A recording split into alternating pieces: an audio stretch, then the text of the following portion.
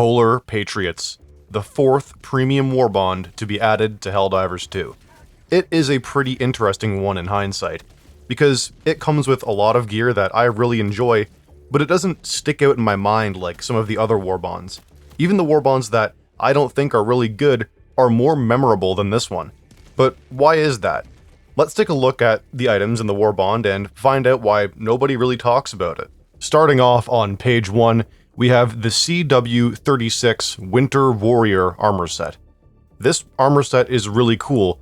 It reminds me a lot of various trooper armors from Star Wars, and I'm obviously a big fan of that look. This is a heavy armor set with the servo-assisted armor passive.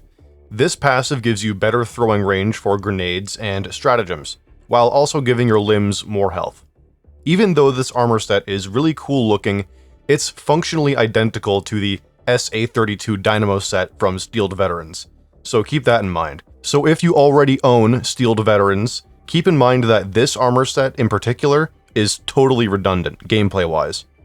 Page 1 also comes with the AR-61 Tenderizer Assault Rifle. This weapon is pretty much the battle rifle from Halo, but with adjustable firing modes and adjustable fire rate. If you crank up the fire rate to 850 and set it to burst, it's just the battle rifle from Halo. It even looks the same. This does the most raw damage out of any assault rifle in the game per round, with light armor penetration and very controllable recoil. This is one of my favorite light pen weapons. It's satisfying to shoot, and it's very good if you know where to aim on certain enemies. The only real downside to this weapon is the magazine size. It's 10 rounds smaller than the standard Liberator. But again, the Tenderizer does more damage per round, so you can pump out damage much faster, so it kinda evens out in the end. Page 1 is also home to the booster in Polar Patriots, the Motivational Shocks booster. This booster makes you recover faster from slowing effects. This could be pretty much any slowing effect in the game. Environmental conditions like tremors fall into this category, and so do environmental hazards like ice plants or bug mines. Certain enemy attacks like ranged bile spewer attacks also have a slowing effect, so this booster is effective against them. This booster is very situational. It really depends on what faction you're going up against and on what planet. If you're on a planet with no environmental hazards that can slow you, and you're against like the bots for example, this is pretty much useless. But if you're against the bugs on a planet with tremors, then it could really come in handy. So think twice before you take this one into a mission. Page 1 also comes with the Mime Instrumentation Victory Pose. This is just a great pose, that's pretty much it. Now we're going to get into page 2, starting off with the CW22 Kodiak armor set. This is another heavy armor set, but instead of having servo-assisted as a passive, it comes with Fortified, which gives you recoil reduction when crouch or prone, and gives you 50% reduction to explosive damage. Visually, it's really cool. It has those yellow stripes that the Helldivers are known for, while also having camo patterns along the clothed parts of the armor. The helmet is awesome. It looks like a weird crossbreed between a Helldiver and a TIE fighter pilot, at least in my opinion. Functionally, this armor is nothing special. You can get a heavy armor set with Fortified on the second page of Helldivers Mobilize, so pretty much everyone already has armor that functions identically to this one. So the only real reason to buy it is for the looks, and that's kind of a theme with this Warbond. Page 2 also comes with a primary, the SMG-72 Pummeler machine gun. The Pummeler is to submachine guns what the Liberator Concussive is to assault rifles.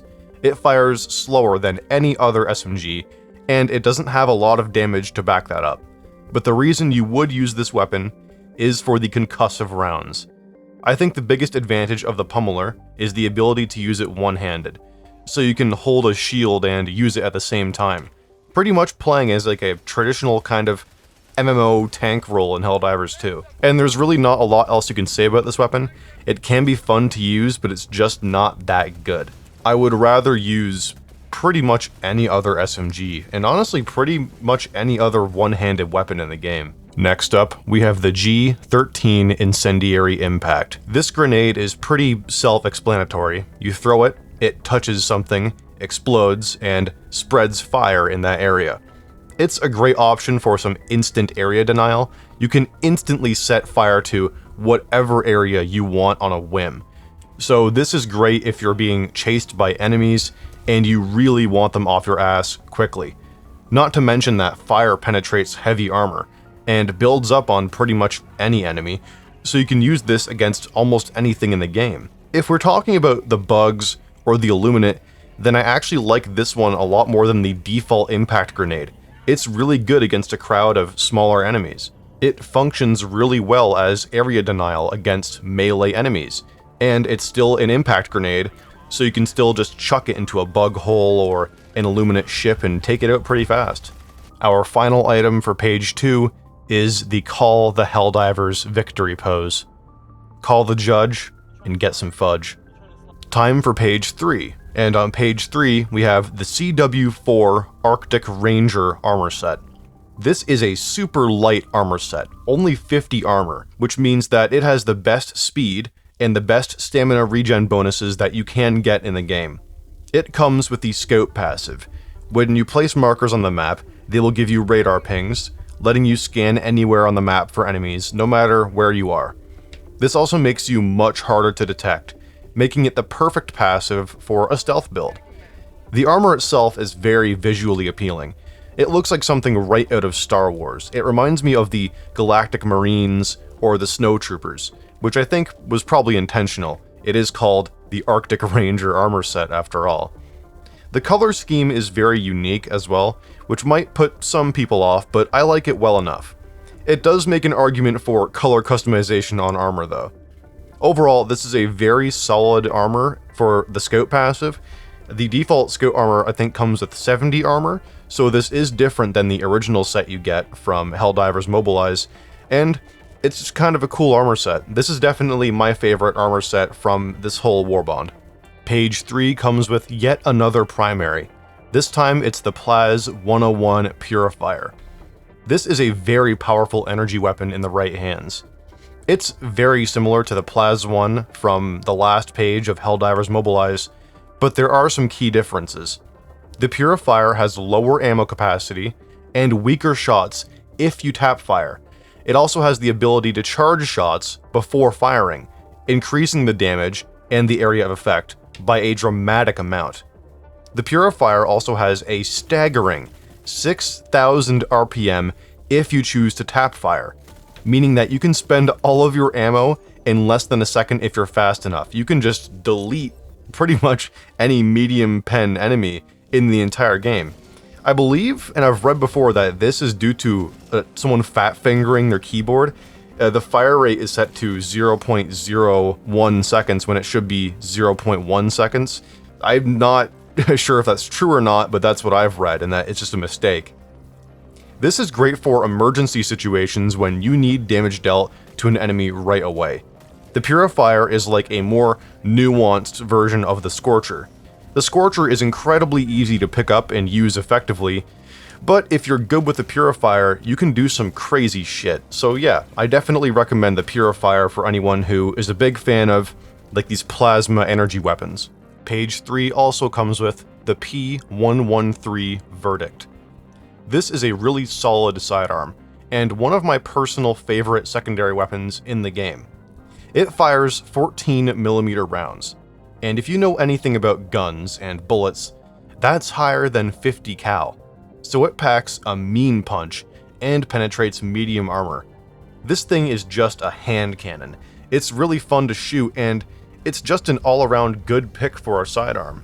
Some people would say that the Talon outshines this weapon, and they really wouldn't be wrong, but I would still take the Verdict over most sidearms in the game. It's super fun, it's damn useful, I mean, it's satisfying to shoot, it's pretty much everything you'd want out of a standard pistol. And finally, we have the Distribute Ballots victory pose. This is one of my favorite poses. It's great, and that's all there is to say about it. In conclusion, I think that the best way to describe Polar Patriots is solid, but not outstanding. It's not very unique at all. It doesn't even have its own armor passive. but it offers some pretty great weapons, some really cool looking armor, and some very fun victory poses. This Warbond should not be a priority, in my opinion. It doesn't offer anything truly unique. It doesn't give you brand new tactical opportunities like, Democratic Detonation does, or Freedom's Flame, or hell, even Chemical Agents. It doesn't give you anything truly unique. It almost feels like an expansion of Helldivers Mobilize. A lot of the gear in this is really basic stuff. But if you want more basic gear to choose from, more standard assault rifles, more pistols, a good plasma weapon, then this is a great choice. But if you want something super different from what you already have, this just isn't the Warbond for you. But what do you think about Polar Patriots? Do you own it? What do you think about it? Are you waiting to buy this last, or are you going to buy it soon? Let me know in the comments below, because this is a pretty interesting one. It's kind of underrated, but it's also understandably not in the conversation of great Warbonds for new players. It's not there. Please like this video if you enjoyed watching. That would really help me out, and subscribe if you're new to the channel. We have a lot of fun around here, so, make sure you stick around and don't miss any of it. If you want to support my channel in a big way, please consider becoming a member. It's only a few bucks a month, but that will ensure that I can make videos for years to come. You'll get some exclusive emotes you can use in the comments and in live chats during live streams, as well as a cool badge that appears next to your name in the comments that will evolve over time the longer you've been a member. I also want to thank my first member, Swickety. Thank you for joining the Hell Troopers, and thank you for showing support for my channel. Anyways, that's all I have for today, so this is the SES Prophet of Dawn signing off.